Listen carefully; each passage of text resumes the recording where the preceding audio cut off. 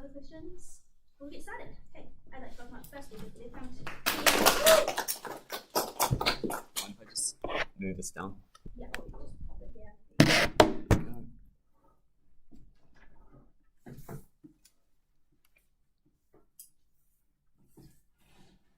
Nice.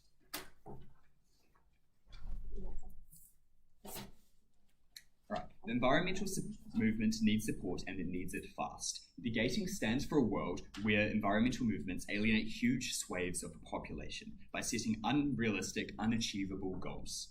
They say that the best way to deal with a scary big problem is to break it down into a bunch of smaller, less scary little problems. This is the plan that Canterbury supports. What are we going to prove here today? Two things. One, that we get a bigger and more dedicated movement on our side of the house, and two, that that movement translates to better environmental outcomes in the real world. 2 points I'm going to chat to you about today. Number one, how we grow our movement and what that means. And number two, how it's easier to institute meaningful change on a local level than it is on a national one because of a lack of institutional frictions. This is going to be the main case today. But before I go into that, let's do a little bit of setup on what this world looks like. As an environmental movement, our goal is pretty intuitive: to preserve and, where possible, expand on our environmental resources. This, sure, looks like fighting climate change, but it also looks like saving the unique ecosystems in a local forest, creating a new habitat by planting trees, and rejuvenating wetlands, and also maybe just like cleaning up a river so that the locals can drink from it. All of these things further our movement, and all of these things would be considered good and a success on our side of the house. Okay then, what would we do on our side of the house as this movement? Well, we would do the following. Number one, as we have limited resources and attention, when and where possible, there is a choice between a local environmental issue and some big grand scale like national or international issue. What we would advocate is focus on the local issue.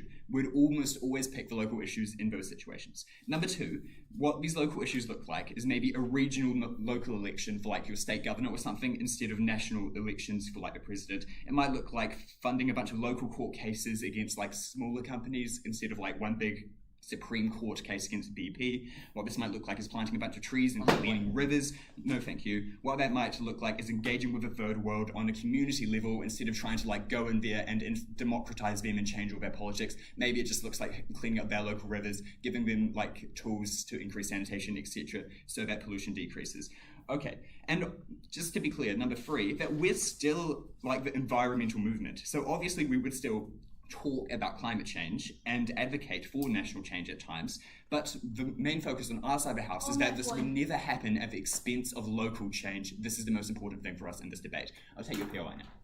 Don't you think that local groups will also benefit from proposed global changes if you're able to tackle the roots of the problems that are causing these local issues?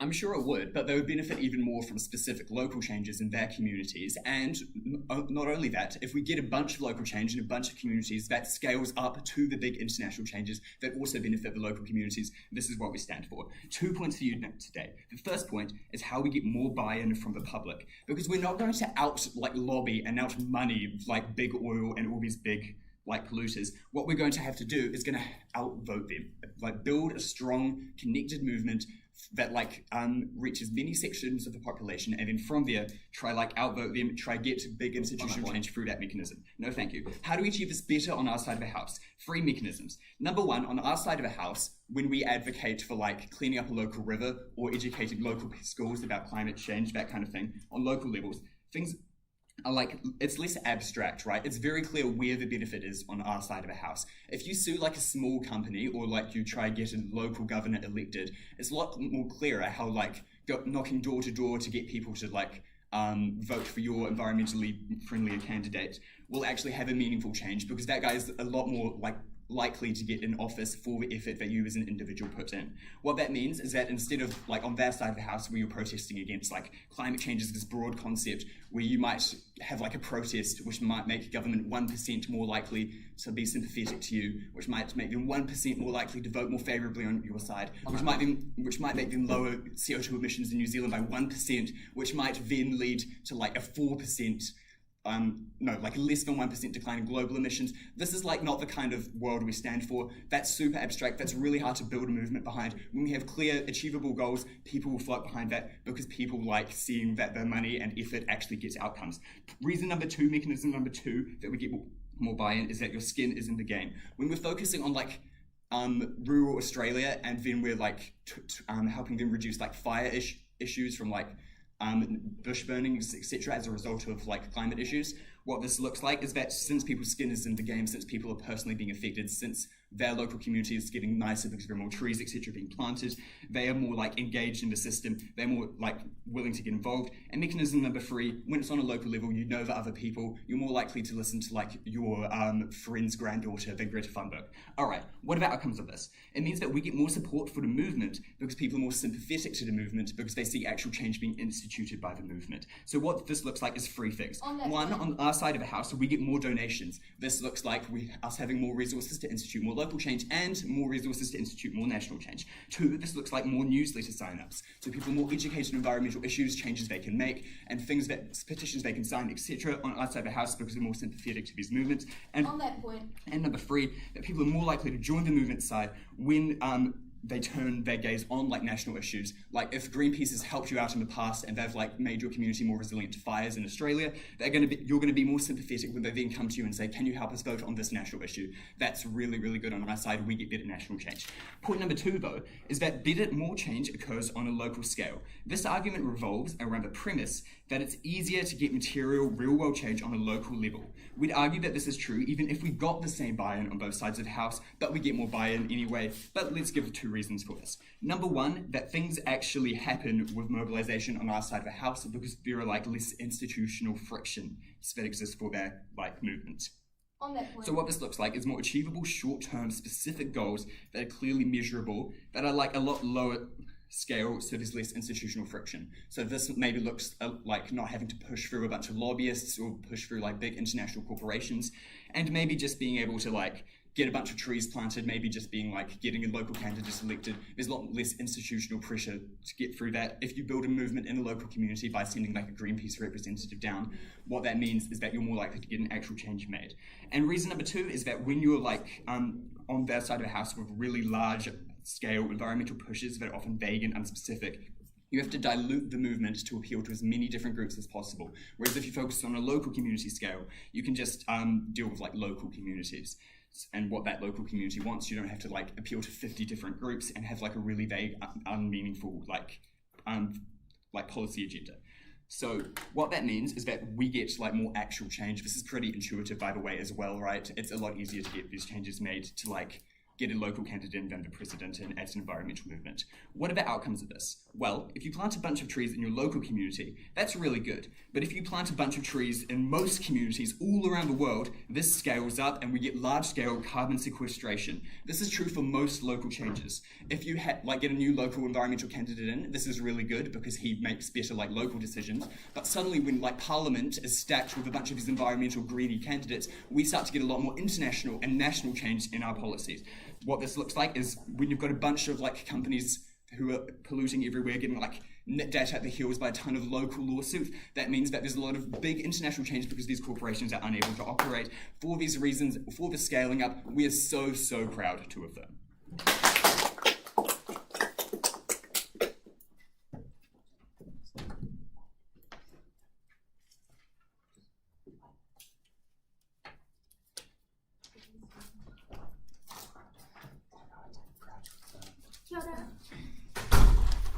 I'd like to thank the speaker for that speech, and now we hear from the first speaker for the session.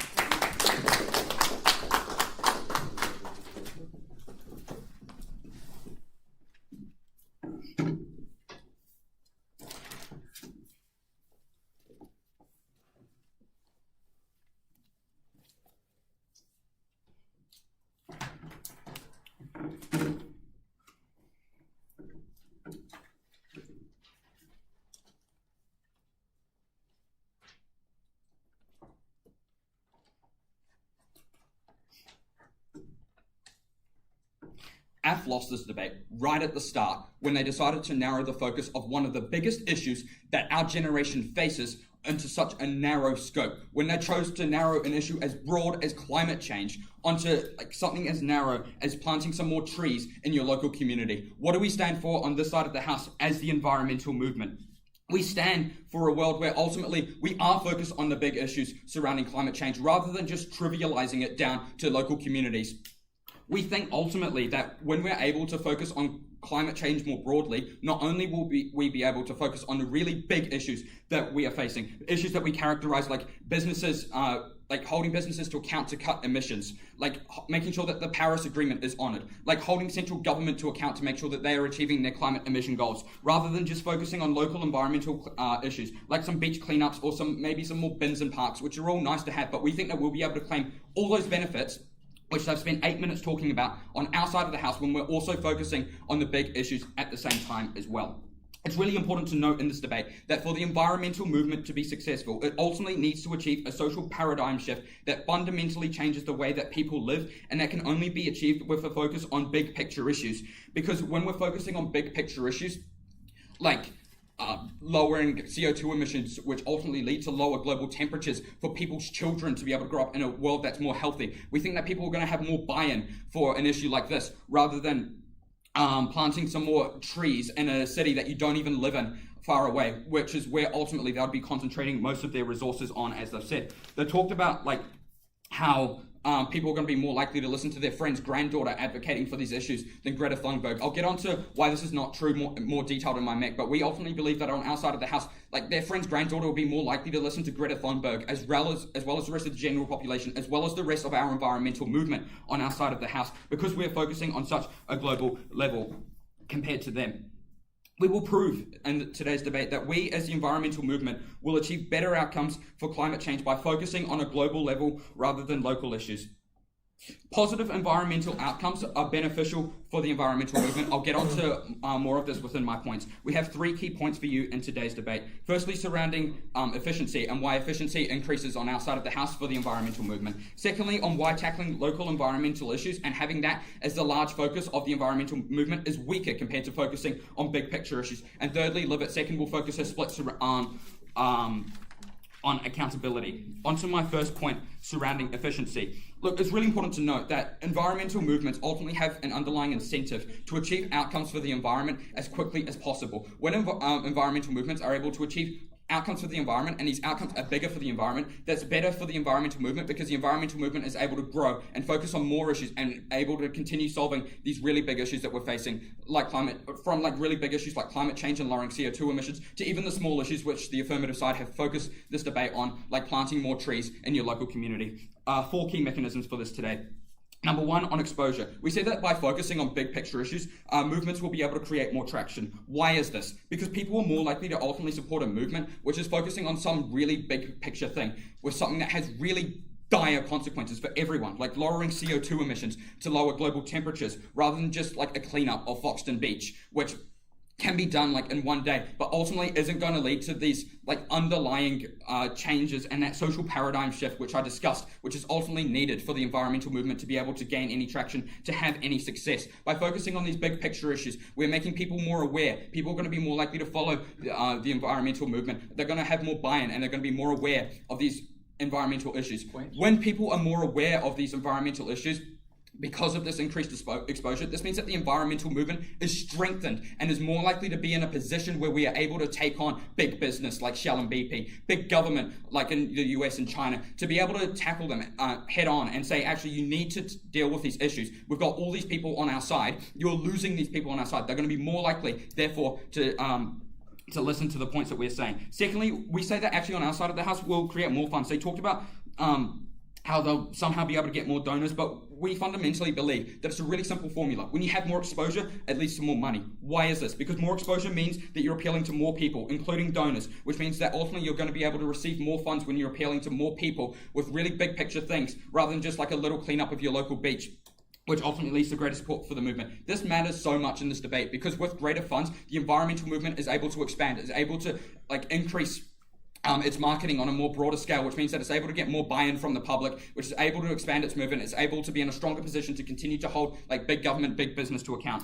Thirdly, we say that it leads to greater bargaining power, because ultimately when a movement's bigger, you're in a stronger position, as I've discussed before, like against central government, for example, to discuss these big issues and be able to get results for big issues rather than smaller issues. This is why like Greenpeace, for example, is in a far better position to go and talk to the government about dealing with big picture issues and holding them to account on net zero than these little like groups who are like, oh yeah, look at us. We're planting a few trees in our local park, which is all very well and good. And we think that we're going to be able to replicate all those outcomes, as I'll get to later on. But we think that by focusing on the big picture issues and dealing with climate change with the severity that it deserves, we're ultimately going to lead to better outcomes on our side of the house. Fourthly and finally, we think that we're going to have greater unity on our side of the house, which is incredibly important, because when you've got an environmental movement which is unified on dealing with these like very big ideas and all working together and putting all our resources together to focus on these ideas, will ultimately lead to better change. On their side of the house, what they've argued for today is focusing on all these little things, which means that you're going to have different factions of the environmental group all distracted and saying, oh yeah, no, our beach cleanup is more important than like you planting your trees in your park. You're achieving nothing in the end when you've got all these different factions in the environmental group going back and forth. Ultimately, you're not able to create any change, whereas on our side of the house, with a unified movement, we're creating change. This is so important in this debate, because ultimately, environmental movements have this incentive to achieve better outcomes for the environment. They also have a time metric, which means that they need to achieve outcomes as quickly as possible to be able to create stronger outcomes for the environment. When they're able to create outcomes as quickly as possible and create these positive outcomes, that's ultimately a positive thing. Happy to take a POI. As an individual, are you more likely to engage in something if you see a direct benefit or like a really, really abstract, confusing benefit? We think that there are direct benefits, as I've just outlined. Like if you're saying that a direct benefit like higher global temperatures isn't something that's affecting people, then I don't really know what to say in response to that. Onto my second mechanism on why tackling local environmental issues is weaker compared to big picture issues. Look, ultimately we have two key mechanisms surrounding this. Firstly, tackling big picture issues leads to smaller issues being solved. Like if we're able to stop clothing companies, for example, that is polluting the beaches, then we're able to solve the local issues of these beaches being polluted and dirty at the same time. By instead of having AFF's world where they'd have these band-aid solutions by focusing on the local issues and instead tackling the issue at its core, which is what we'd be doing on our side of the house, then we're ultimately able to prevent these local issues from getting worse in the first place. And we're able to create better outcomes not only for the global environment, but also in the local environment. So we're able to claim those benefits on that side of the house. Secondly, we're also, as I've just said, we're able to focus on tackling the root causes of climate change. For example, if there's a drought in Sudan, and you can't have these environmental groups that are coming into focus because Sudan's in crisis with a civil war at the moment, we're able to like tackle the root cause because we're lobbying like China, for example, to make sure that they're reducing their CO2 emissions, which ultimately is better and prevents these droughts from happening in the first place and prevents this climate change from happening in the first place, which is hurting these vulnerable communities. Ultimately, on our side of the house, by tackling these big picture issues, we are creating better environmental outcomes for these local groups, which is so important in today's debate. As the environmental movement, we are creating better environmental outcomes overall, which is what I pinned the victory of this debate on. We have won these 2 points. We have won this debate.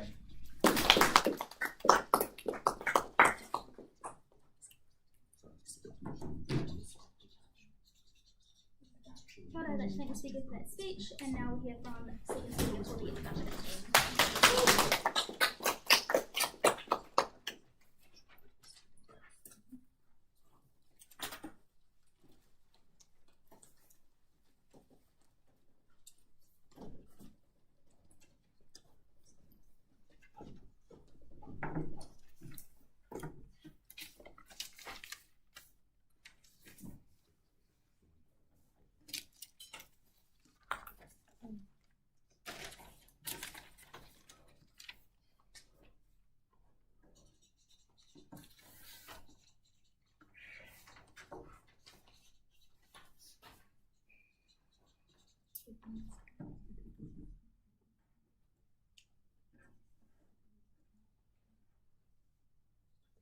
I think the point where NEG lost the debate today is when they came out and they didn't really explain what like the actual national change is going to look like and how this is actually going to benefit the people. They just claimed that there's going to be the national change will be better, which we don't really see how this will be implemented. Whereas we've given you many examples of why these local change will be implemented, will be good, and actually accumulate to like a better national change overall. Okay.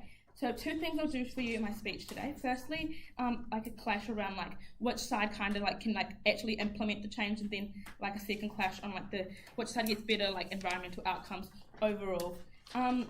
So starting with like the like main clash around like which side can starting with like which side can actually like implement the change, just for like a logical flow. So like here, like quite late out in their like first speech, they came out and they were like, okay, like countries like Sudan and stuff, they won't be able to like, they have like resources like limited, so they're like not going to be able to implement change, whereas we can like lobby China and get them to like help them. Like a few responses to this, like firstly, like as per the motion, you can still donate to these like smaller countries, because this is like not exclusive.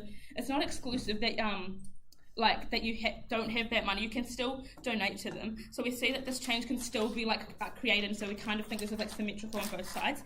Secondly, like global change, we think generally like it doesn't really look like what they're claiming. It generally looks like strikes happening and stuff like that, not actually advocating for like policy changes, which is what actually drives the environment change. So they can't actually claim any of like the environment change benefits.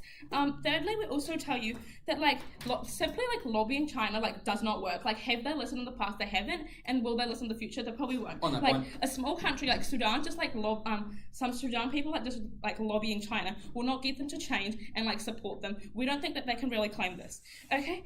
So at the end of like that, what we see is that their like claim falls on like the Sudan being able to like smaller countries like not having the resources to do that. What we tell you instead is that we actually have like better resources for them, because and what we've told you like that like generally these smaller countries, when we have these like global strikes and stuff, they don't really and this is quite like westernized in like first world countries, we see that like this happening in, right? So they're not really a part of this, but what we see is on our side, when they have like this local change, they can actually implement them themselves, because they know like what's best for their local local community, and they can actually implement this. Whereas on their side, if it's just like national change, they kind of just have to like accept into what the whole like community is saying, even if it's like not beneficial to them, because they don't really have a voice on that global stage, something that like we cannot stand for, because like we have like all these like big time people like coming out and like ruining these small communities like environmental changes. So like at the end of this clash, I think we actually better implement change, and I think Ethan did quite a good job at first like explaining like why we get local change in terms of like giving our mechanisms and like personal connections, and like you actually see them. Okay, so like onto like kind of like the main clash around like the change outcomes and like what side gets better change outcomes. So actually yeah, go ahead. what incentive under your side of the house does China have to actually be able to focus on its local environmental issues compared to our side of the house when we've provided clean mechanisms? Okay, well, I think that like local Chinese people, if they see like this problem in their community with like environment, they're way more likely to like want to help the environment, they like themselves, than like if some Sudan people like came and told them that they need to like stop ruining their like carbon emissions. Like I feel like if you live there, you're directly affected, so you have like way more of an incentive. So I think that kind of doesn't really stand. Okay, so as I was talking about, so like in terms of change outcomes, like we had 2 main pushes from NEG today. So firstly, they said like the change wouldn't be like meaningful on our side because it'll be like very small scale. What we tell you like a few responses to this. Firstly, like Greenpeace is like very unlikely to like go in and like demolish like oil corporations and stuff like that. It's like very unrealistic for this to happen, and they kind of like didn't give any analysis as to why this will happen. But like even if we take them in the face and say that they do go in and do this, we think that this doesn't directly like impact that community that well, and we think that like we actually we can flip their outcome as like global changes, like once again like generally just advocations like for seeing like overall change with no like policy not policy derived. And what we tell you is that when it's actually policy derived, we do get change. Why is this just like an extension? Because when it's policy change, you have like this actual like real incentive is to like physically see the importance of what's going to happen. This is sways people in like local elections, and we actually see people find like getting like educated and becoming like more invested in the change, and people generally get better outcomes. People become more invested and like want to help out. Okay.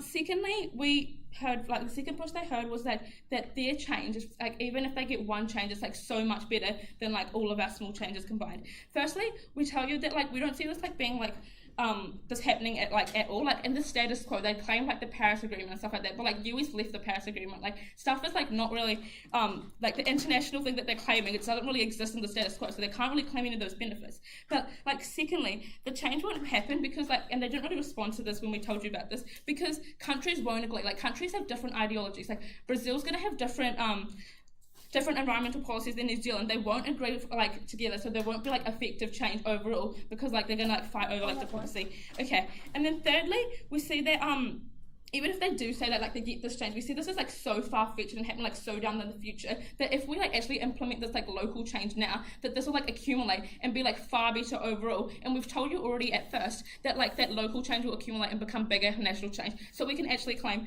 the benefit of like having national change. Okay, then they also talked about like how like a little bit about efficiency here. So they said that they're like the environmental movements have like an incentive for environmental outcomes, and due to like exposure people will buy in. Okay, a few responses to this. Like even if they have the incentive, does not mean that they like achieve the outcome, firstly, but like secondly, also like we think it's far better, and like people are far more likely to buy in when they see this happening on a local stage than like local change, like something that directly affects them, instead of like higher global like temperatures, which we do acknowledge is like a big thing, but like those higher global temperatures, they've been like showed to us and like given, like those stats have been given to us so many times. We haven't really seen any outcomes from this. What we tell you instead is that when we get like people seeing this change on a local level, when we have like someone's neighbour's like granddaughter or daughter saying that they're going to relate to that. Why? Because they have personal connection. Humans like live on personal connection. So if they like see people in their community helping in their environment change, we think that we'll actually be able to reach that. Something we don't get when you just hear someone on the TV like talk about environmental change, hear that stat, leave the next day, and then it's like you don't really have anything apart from that. Like don't do anything about that after that. No, thank you. So we kind of take out most of the point here. So like, what did we tell you in terms of like how we get change outcomes on this? We've already like given you a few mechanisms as to like why this is like less abstract. It seems like not as far-fetched. Like secondly about like how like personal connection and how that's derived, and then like thirdly is like why the like local change will like accumulate to being better side. What we see like the comparative on their side is we see that like national changes like it's like suggested, but it's not going to be able to be implemented. Why is this? Because if the national change can't be implemented, because as I already said, people won't, like the countries won't agree. But secondly, people are not going to be invested in something that they can't like directly see the impacts of. What we see is we actually get people that like wouldn't generally like an old grandmother, like an old granddad, like who wouldn't generally be like that invested in like TV and like seeing like the global stats. But when they see like their like granddaughter come and talk to them, even if it is influenced by Greta Thunberg, come and talk to them, if there still is like a local change coming to talk to them about the climate, then they're like way more likely to actually implement that. So I think at the end of this, I think Canterbury wins on the fact alone that they haven't really mixed out many of their points, but we've also like claimed most of their benefits. Thanks.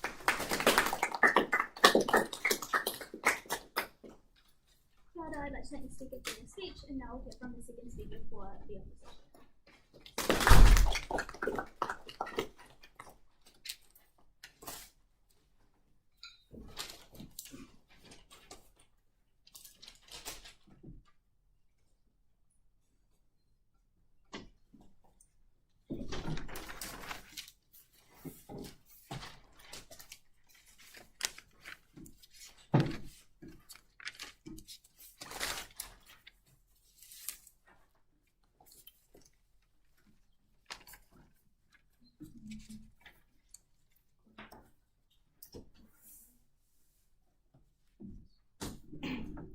A few key things to do in this speech. Firstly, looking at what side AFF has given us so far in terms of buy-in, outcomes for the environment and for the group itself, and then delivering a substantive split on why we get far more accountability and why that is so important to environmental organisations in actually achieving change.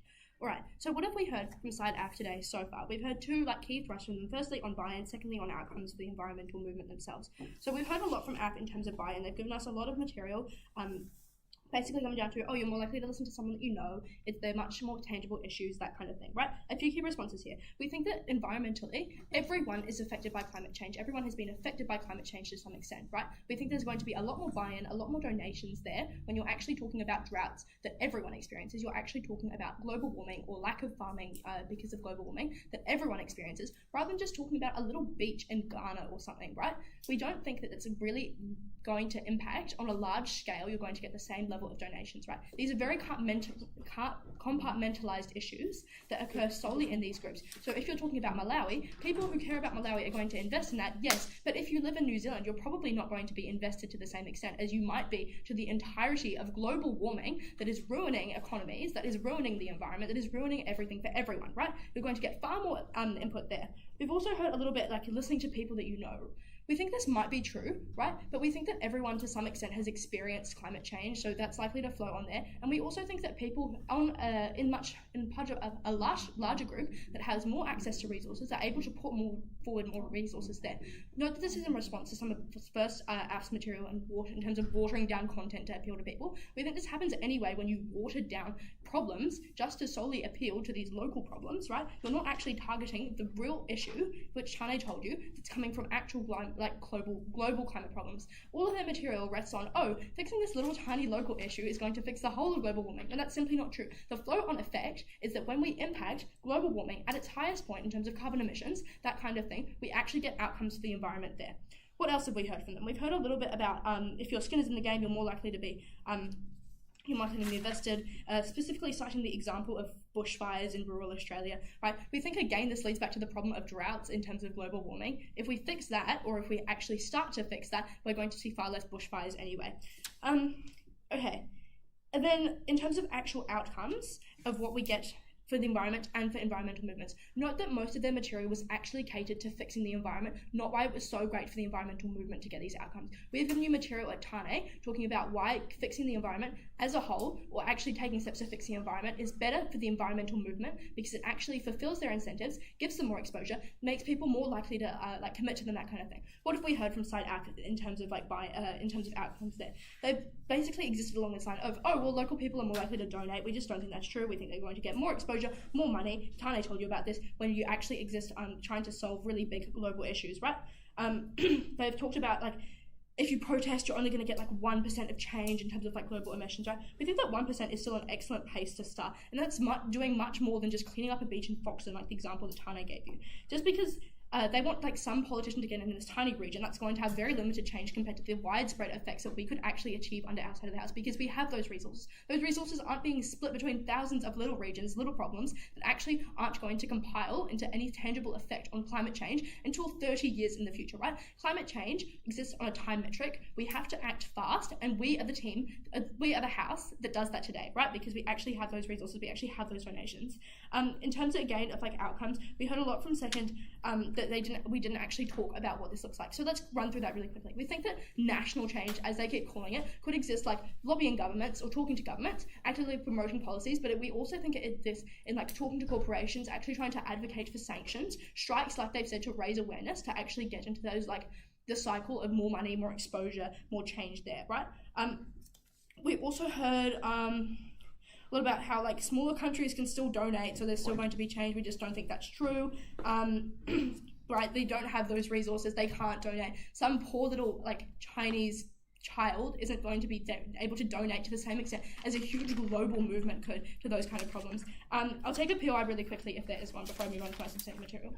If your mechanism for change is lobbying governments, how do you outcompete the billions and billions of dollars from big oil? Okay, perfect. So that wasn't our only mechanism for achieving change, but let me tell you why that still exists under our side of that. We're still able to achieve that change, right? We think we also have the ability to create actual substantial policies. We think that governments, like you've said, in your material, just influencing local governments doesn't actually do that much. This is kind of the same on either side of the house, but we think we actually get a step above you because we're going to get more buy-in from people who are actually going to advocate for themselves, advocate for the climate themselves, get better outcomes there, that kind of thing. All right, so better accountability. Why is this so important today, and why are environmental groups currently not held accountable under AFF, right? We think they're too split, they're not going to have cohesive movement, they're split everywhere, international, they might have a reliance on bad donors, and small groups are really difficult to pin down. Environmental companies have incentives to look good in order to receive funding, that kind of thing. It's really important for them there. This actually allows them to succeed as the environmental movement. Okay.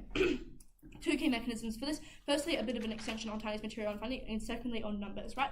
Climate organisations need money to function. Tane explained this in his point. The only response there is we had, equal donations, right? We just don't think that's true. You're not going to get the same amount of donations when you're appealing to a very select group of people in lots of little regions that are probably disadvantaged compared to appealing to many people across the globe with an issue that actually impacts them. This additional funding opens up many more pathways and holds environmental movements accountable. So what are the reasons for this? Firstly, movements have more access to funds that hold governments accountable. This might look like protests, advertising, lobbying, petitions, that kind of thing, like more material at the time I gave you there.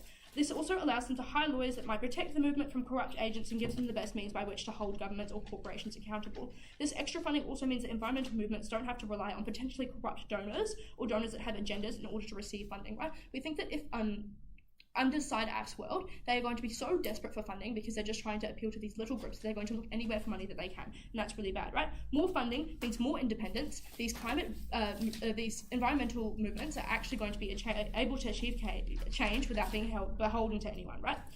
Secondly, in terms of numbers, we think that bigger groups are also far, far easier to hold accountable. There is a lot more to be seen, there is a lot more to be done, right? We think that's better outcomes there. This looks like unity, focusing on the same thing, makes you're motivated to hold others accountable there. That's really important, right? Because we think on the comparative, these little groups are going to be split up, they're going to be so different that they're unable to have any sort of cohesive movement, being unable to achieve any actual change, the change that they've tried to achieve, yet failed to recognise there, right? What are the outcomes of this? In terms of the environmental movement, right? We think they're far more likely to achieve change. They're going to garner more support. They're going to look more legitimate to people. That's incredibly important in terms of buy-in. But it just responds to their material in terms of like someone's grandchild talking to you about the environment, which is a little bit silly, right? We get far more legitimate movements. This is really important because it leads into the cycle of success, more money, more exposure, again, more change.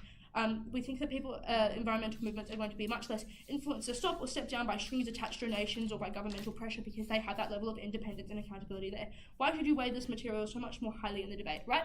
Because they're not actually going to be influenced by the government. They're not going to be influenced by outside forces. They're actually going to achieve change, more funding, more exposure. Tanya has told you there's limited responses there. Why does that matter? Because we actually still prove that we get funding. We actually still prove that we're able to get change, and that is why we win so conclusively today. Thank you.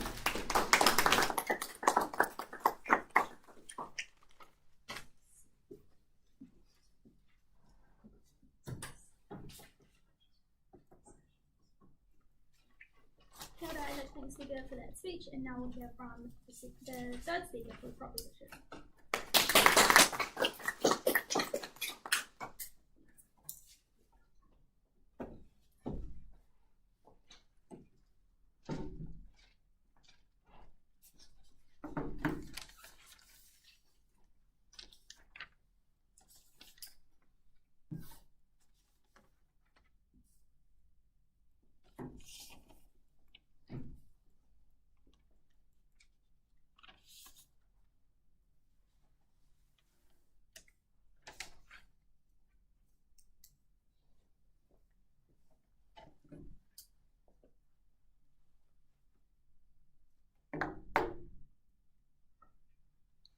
I think what this debate really comes down to is what we want to achieve first. Do we want to start from the bottom, build an actual movement that scales up and actually generate change? Or do we want to work through very broad, very general, very naive goals that aren't policy oriented and don't actually implement change? There's two main points of clash that I'm going to talk about in today's debate.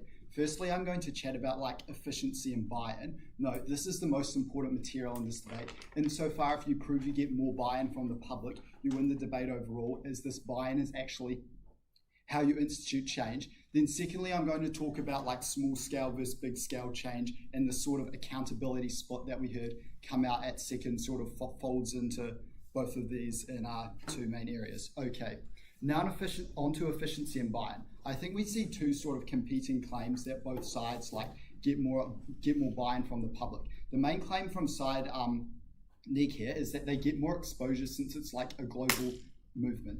I'll take a POI now as well. Okay, yeah, right. So why is it that these smaller groups actually have the same resources to create global change or to actually have substantial impact within their communities? Okay, two reasons. First of all, you don't need as much money when you're addressing a smaller community-oriented issue. And then secondly, as I'm going to go on to say, we get more buy-in overall throughout the country due to our small-scale stuff. That means we get more funding overall. It scales up to institute positive change. Okay, so they said that they get more exposure because it's just generally a very broad thing, addressing climate change gets more exposure than small-scale issues. 5 reasons why we actually see more exposure on our side of the house. Some of this is like new responses, some of this is reiterating.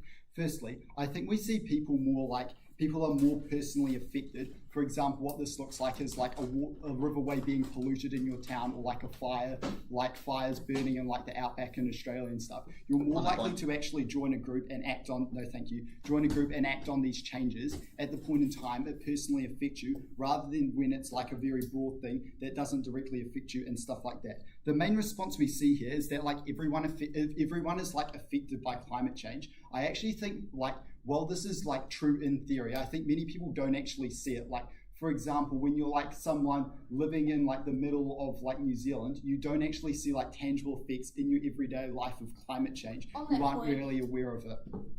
Well, you are affected, you aren't really aware of it, so we don't actually see like more people buying in because of that. So therefore, we see more like attention because people are like more buying in because of these issues. Second thing here is it's like a far more tangible thing to change. That means people are more likely to want to do it since it results in tangible changes rather than like really theoretical big scale changes that they're advocating for. People like to see change actually occur. We achieve that. Third reason, I think we see more connections to people within movements. Like you're far more likely to like do something that benefits like your neighbor than something that you don't really see the benefits affecting people in your community. Fourthly, I think we actually see less hopelessness within movements when we are dealing with like local issues. What this looks like is when you're like dealing with a really broad scale, like really broad international scale issue, you're less likely to be as committed since like you feel really hopeless and like you can't actually institute change as an individual. When you deal with things on like the personal level, you are far more likely to see like less hopelessness. You're more likely to be optimistic. You're more likely to be involved.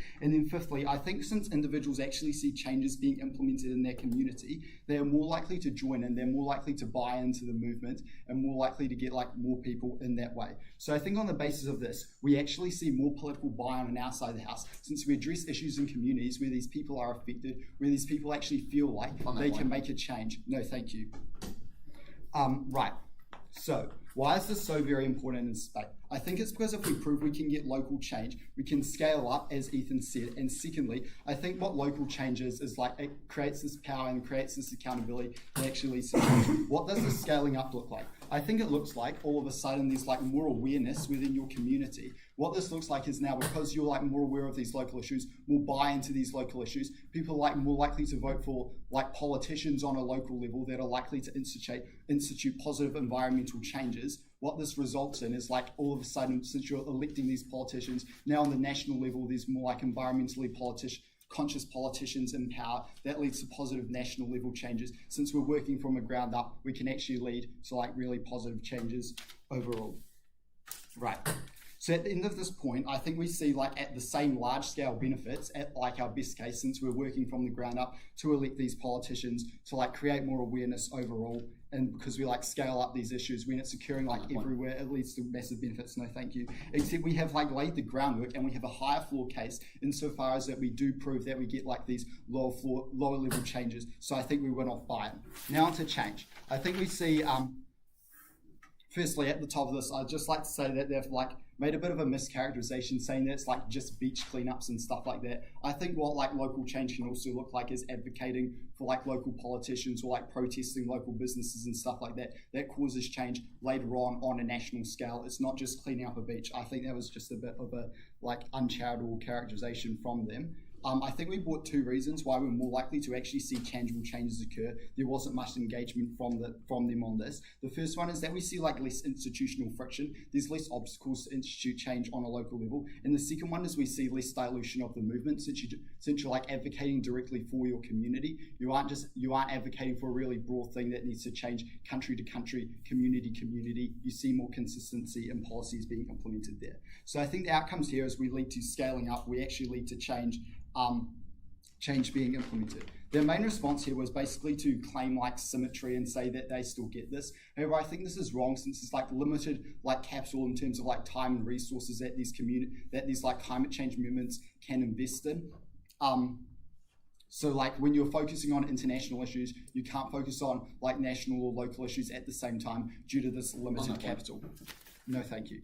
Now to change. I think here it's important to note that them claiming these change benefits is really contingent on them proving that change actually occurs on our side of the house. We've pointed right down our line, example after example, of how like these big international movements don't actually really lead to tangible change occurring. It just leads to fiery speeches delivered by Greta Thunberg at the UN that doesn't lead to policy changes, such as like the Paris Climate Agreement, which is basically just a farce that doesn't do anything to actually benefit climate change. 4 reasons why we see international climate change movements as less effective. Number 1, they aren't policy oriented. This means that there's no clear objectives to institute to help the environment. It's just really broad goals like carbon free by 2050. When you focus on a local level and then build up to national level, you can actually focus on the policies to implement to address these goals. Secondly, I think different countries have different goals and unities, different goals and policies. So what this means is when you're advocating for like a really broad change, it's like very hard to like implement this change all over. So what that means is like you only get buy-in from certain countries because you're like aiming really high, and certain countries aren't going to like respond to that level. Thirdly, here, I think what we view these policies are is that what we view these international movements are is they're like quite largely Western oriented. This means that like they're like addressing like Western issues. And what this means is we find it harder to get buy-in from developing countries, and secondly, we don't see like addressing of local issues in developing countries since we don't actually get this change at the end. And fourthly, these movements are easier to attack in general. So I think at the end of today's debate, Canterbury actually stands for doing something to do with climate change. They stand for like fiery goals and like cool slogans and stuff like that don't actually benefit the environment. That's why we've won.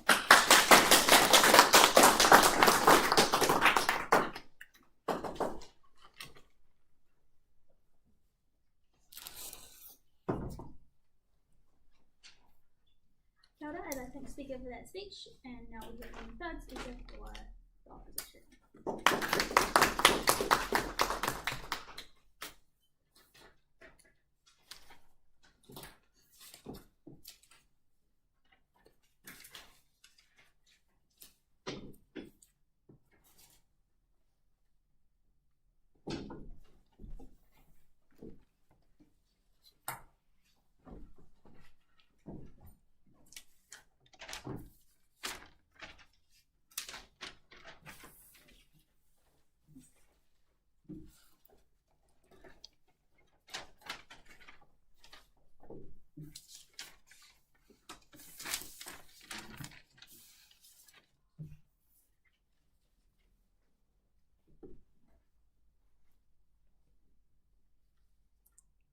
It's all very well to go and clean up your local river, but the reality is, at the end of the day, this is doing nothing to stop the islands in the Pacific from sinking because you haven't tackled the big issues that are causing these problems in the first place.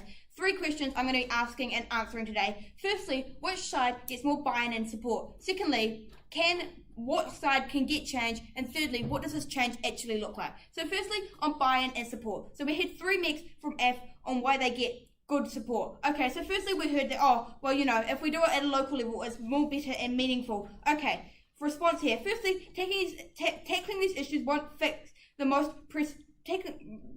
root issues, which is the reality is islands are still sinking, things are still happening, our world is still like burning up and heating, and in the end, it doesn't matter if you clean up your river once, because if the big company that is polluting the river in the first place still exists, then you're just going to have to do it again, and you're not going to get any lasting, meaningful change.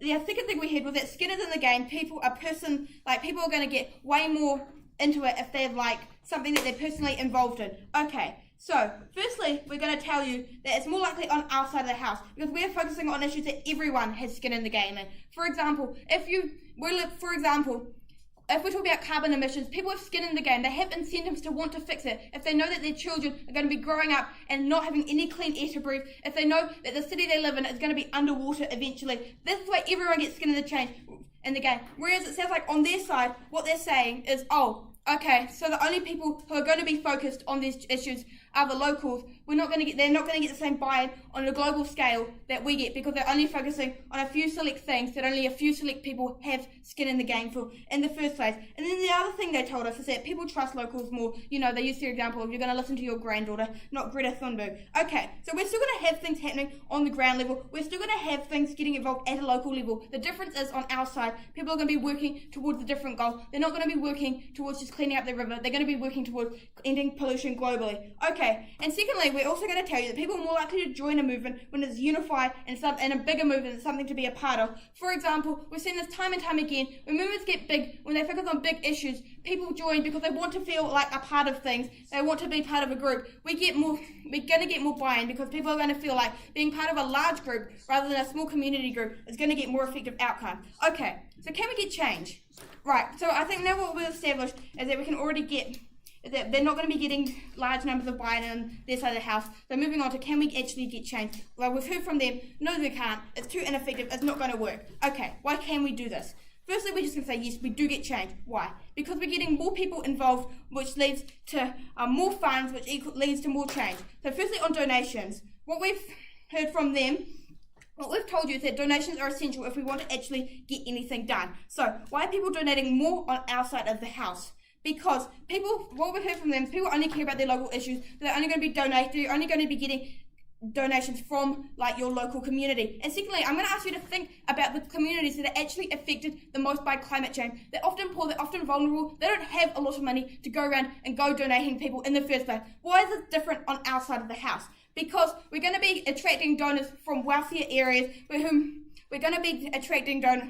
We're basically going to be getting a wider range of donors because everyone feels like they're going to be affected by climate change on our side of the house. So we get more donations. More donations, what does this lead to? Basically, if we have more donations or we have greater power, we can go up and challenge these big companies. We can achieve change. And another thing we heard is that it's ineffective. Countries don't listen already. They're not going to listen. Okay, so firstly, we're going to tell you democratic accountability exists on our side of the house. We get more people involved because these issues affect everyone. So this leads to, then obviously, if we're in a democratic country, these people need to be satisfied they are a voting bloc. Politicians and companies are going to want to satisfy them because they're the consumers, they're these people that they want to do. And secondly, we're going to say that if we get change in those countries, well, these countries can go pressure other nations. And thirdly, we say, even if we only get change in these countries, this is still massive change. For example, the USA is a democratic country, massive change if we are able to get some kind of policy change along their side. And fourthly, we tell you, it doesn't matter, we tell you, on their side of the house, you're not getting any form of this change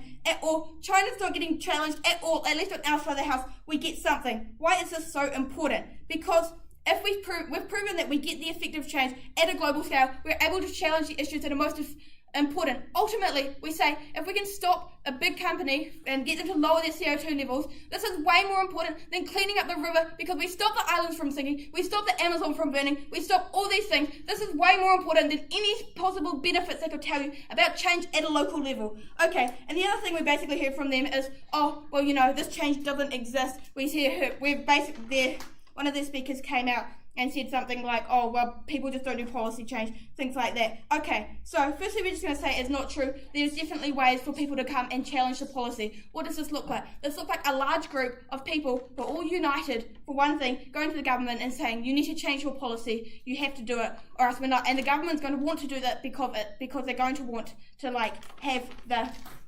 have the support of the people. And secondly, we're going to say it could also, if you want, it can also look like rephrasing your thing. So instead of saying we're going to clean up our local river, we're going to say on our side of the house, it's going to look like cleaning up your local river on a global scale. So we're going to say we're going to tackle pollution. So everyone's going to clean up their rivers everywhere because we're all looking at the global issue. So on our side of the house, we get more cleaned up rivers than on their side of the house because everyone's buying into it from all over the world rather than just a few small select communities. Okay. Third point of clash, what have we achieved from winning this? We've told you that yes, we can get change. This is very important because if we prove we can get change, especially on a global level, as opposed to their little bit of change, then ultimately we're going to win this debate. Okay, moving on to who actually gets better outcomes for the environment and for the movements. Okay, so the first line of analysis we heard from side F was that local issues add up to big picture issues. Okay, a few responses here. Firstly, we're going to tell you that it's all very well to go and clean up 10 rivers, but in the end, you're still going to have the company that pollutes exist on our side of the house that don't exist because we got buy-in from everyone because we're able to tackle them. Okay, and secondly, we're just going to tell you it's a band-aid solution on their side of the house. Again, we've told you this time and time again. We haven't had a lot of engagement on why it's okay just to clean up a single river and then just have it polluted again. You're effectively not tackling it. And another line of analysis we heard from them was their third coming out and saying, oh, you know what, we think it was a bit unfair of them to say, oh, we're only going to be doing beach cleanup, when it's literally what their first speaker told you. They told you that these are the things they're going to be focusing on. We told you we're going to be focusing on things like lowering global emissions and stuff. Okay, and then furthermore, we can have different groups of people that they can't. We told you why the Sudanese people cannot be helped on their side of the house because their country's in civil war. The environmental agencies are not going to be able to help them with their drought, for example. Whereas on our side of the house, we are able to go and affect these people. These people would not be because, like we've told you, at Liv and at Tane, we're able to get the USA to lower their emissions, and overall this is going to have a net benefit on everyone. Which is something they cannot claim on their side of the house because they wouldn't be able to get this change in the first place. And finally, we've heard from them, any change they get will be watered down. This happens on either side.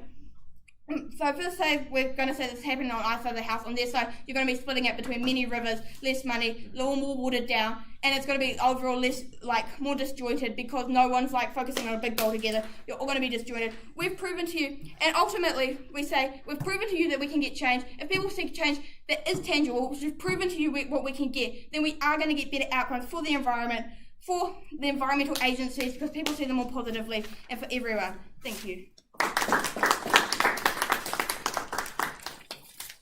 So I'd like to thank the speaker for that speech, and now we move to the reprise portion of the debate. So I'd like to welcome back the Leader of the Opposition.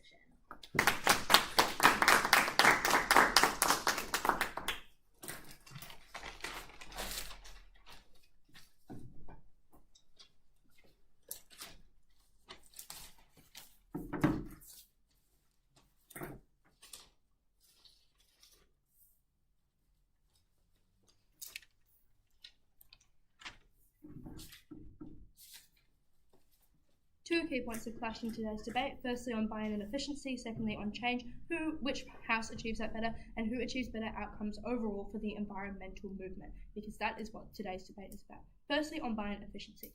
What has side AFF tried to tell you so far? Basically that if you're more personally affected, you're more likely to buy into these movements. When you can actually see an issue, you're more likely to buy into it. You've got a sense of community, you're less hopeless, Here are our direct responses to this. So most of the mechanisms here fell on the fact that, you're just going to invest more deeply in an issue when it's actually next to you, right?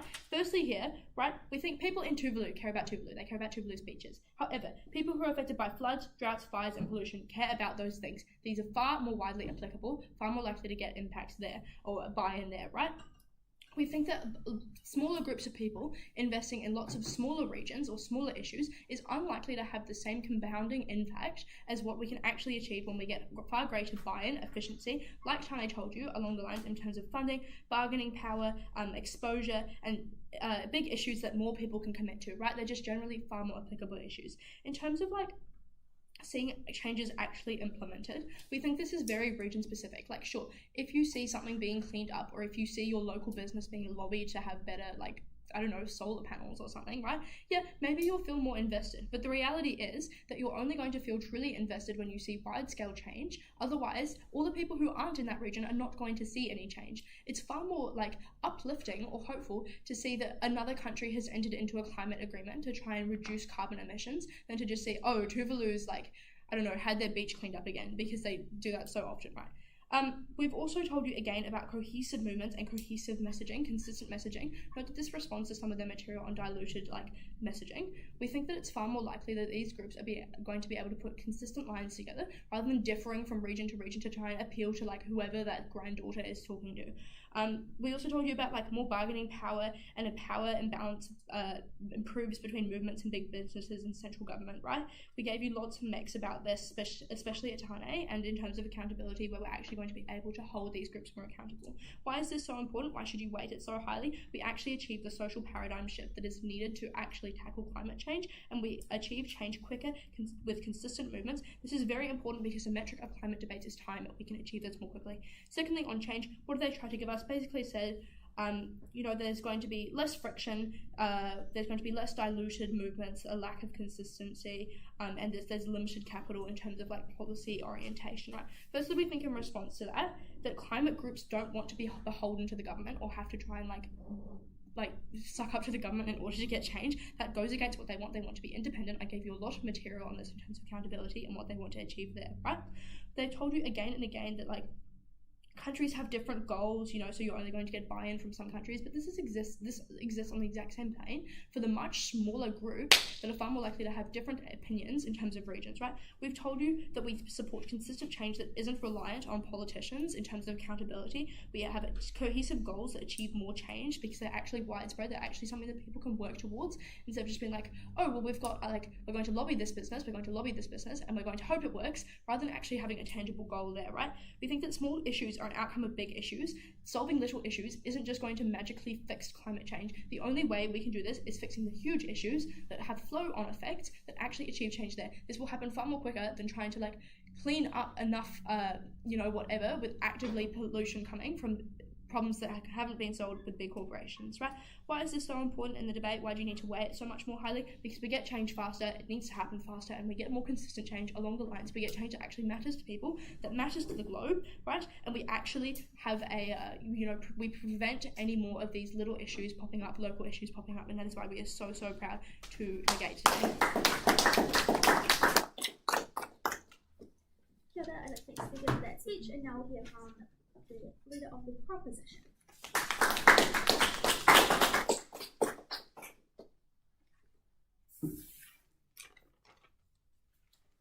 It was not enough for CNI to claim national and international benefits while providing virtually no clear mechanisms for how this large-scale movement would actually achieve this, other than maybe vague allusions to things like accountability and protesting.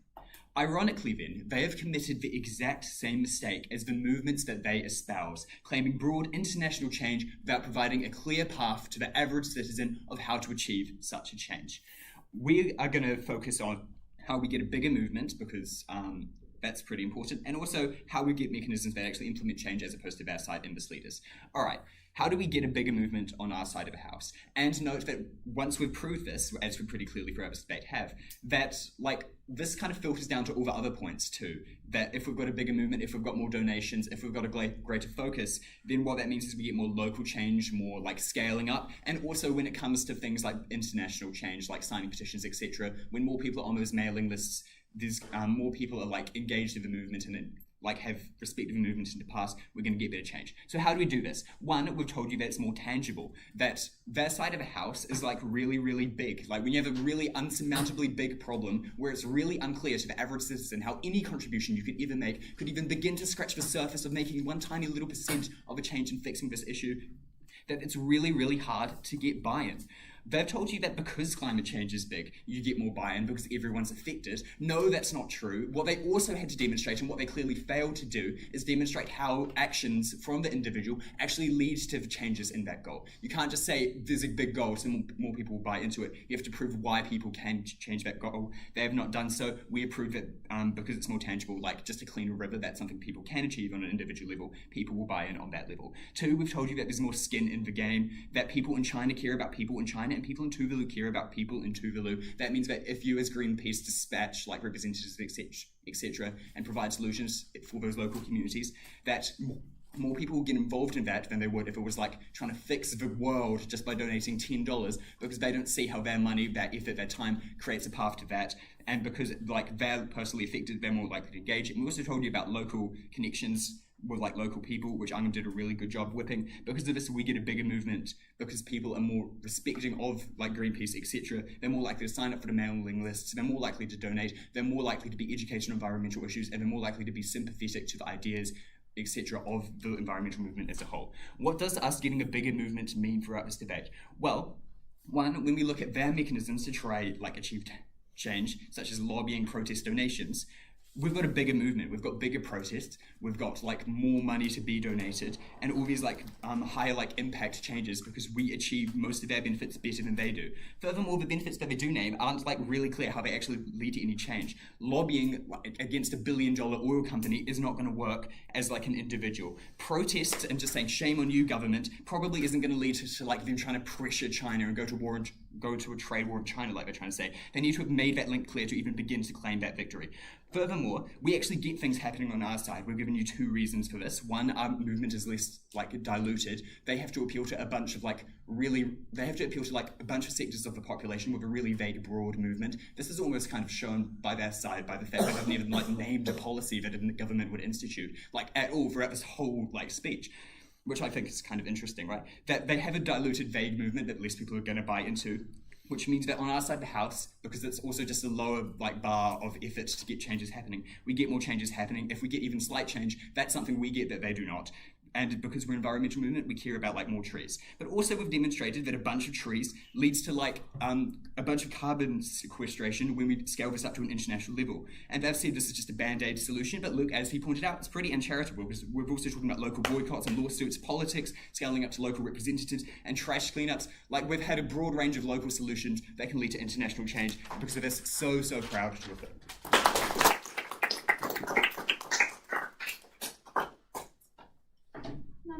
Thanks everyone for that debate and for all your effort. Can I invite you to cross the floor, shake hands if you want to, and then you can wait outside whilst I deliberate.